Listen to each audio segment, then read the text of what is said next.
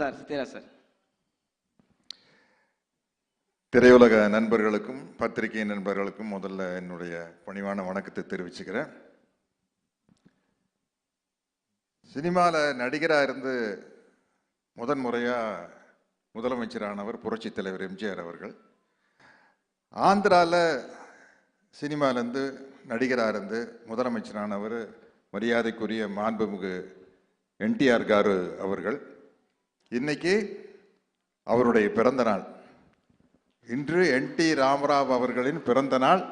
அந்த பிறந்த நாள் அன்று ஆந்திராவின் deputy CM power star Pawan கல்யாணுடைய ஒரு நிகழ்ச்சி, ஒரு விழா நடக்கிறது எனக்கு ரொம்ப மகிழ்ச்சியாக இருக்குது, ரொம்ப பெருமையாக இருக்குது.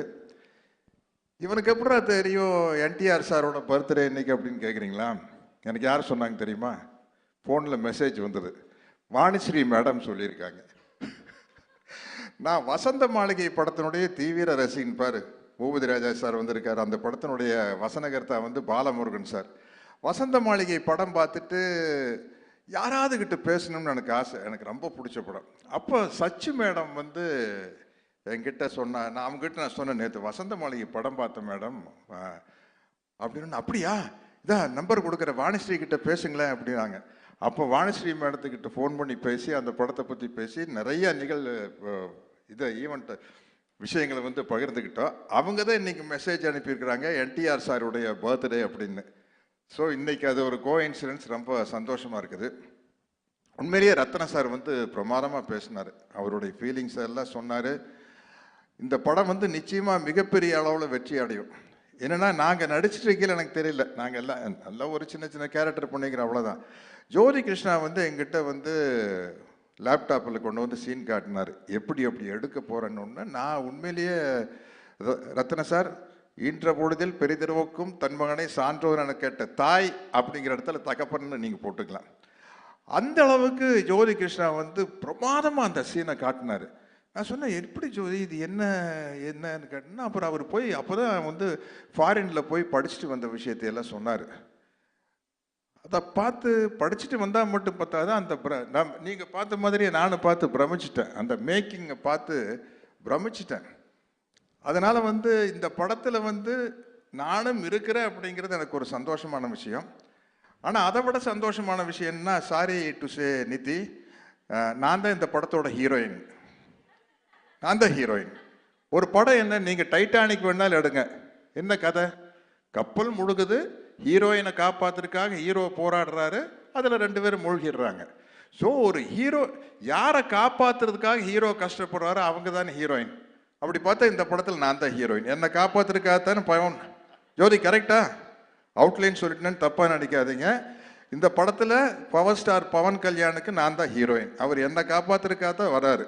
இந்த படத்தினுடைய எவ்வளோ கஷ்டமே என்னை காப்பாற்றுறதுக்காக நடக்கிறது தான். அதனால் இப்படி ஒரு பிரம்மாண்டமான படத்தில் நான் ஹீரோயின் நடித்ததை பற்றி ரொம்ப பெருமைப்படுறேன். அடுத்த பார்ட் 2 அடிக்கையில் கிரவாணி சார், சினிமாவில் என்னென்னமோ போயிட்டு வந்துட்டோம். இருந்தாலும் உங்கள் சாங்கை நான் பாடிட்டேன். பாகுபலி 2ல் நானும் இதே மாதிரி டேப் அடிச்சுட்டு ஒரு 4 பிட்டு பாடிட்டேன். பார்ட் 2 பண்ணையில் கொஞ்சம் அதை மனசில் வச்சுட்டு